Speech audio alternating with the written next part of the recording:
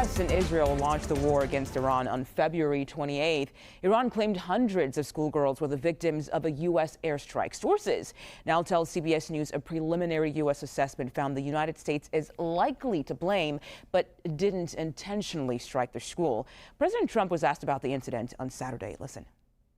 Mr. President, did the United States bomb a girls' elementary school in southern Iran on the first day of the war and kill 170? No, in my opinion, based on what I've seen, that was done by Iran. Is that true, Mr. Hegseth? It was Iran who did that? We're certainly investigating. CBS News intelligence and national security reporter Oivia Gazis is part of the team that broke this story for us, and she joins us right now. Oivia, what else have you learned about this?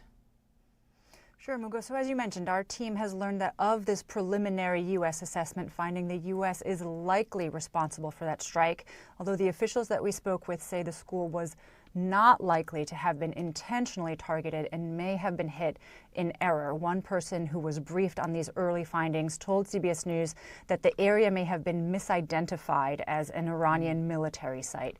And that tracks with our visual investigations team, which has confirmed that the school building was in close proximity to two facilities known to have been run by the IRGC.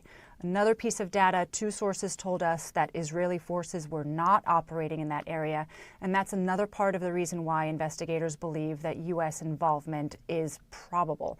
Now, as you heard the president, he's denying that, saying that based on his opinion, based on things that he's seen, it was Iran and its inaccurate munitions.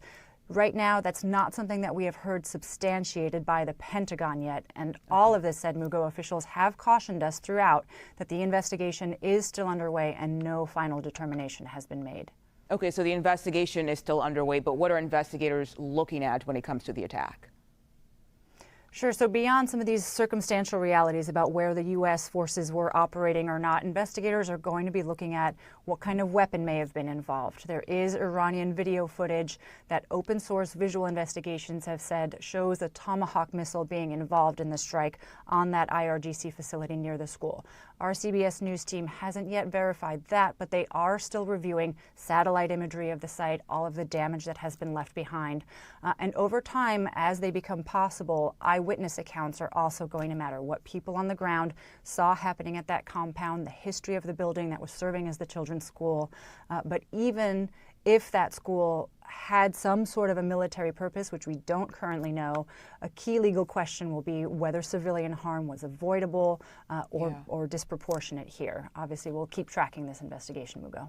And Oivia, I'm kind of curious about this, and it might be too early or too soon to tell, but we know there are Iranians who support this regime and Iranians who wanted the United States to step in and help out in some kind of way. Have we heard from those Iranians about this attack and this reporting that the United States possibly had a role in it? I mean, I think there is a lot of noise surrounding this obviously very highly sensitive issue online, Mugo. We've heard from Iranians, yes, who say there is circumstantial evidence that this was an Iranian errant missile. We don't have anything to bear that out at this point. Again, a lot of what we are noticing is visual investigations, circumstantial evidence, and so we do need to let the investigation run its course before there is a firm conclusion. Based on what our sources are telling us, it is pointing in one direction. That's not to say that that is final, Mugo. That's a good point. Oivia Gazis, thank you so much for your reporting.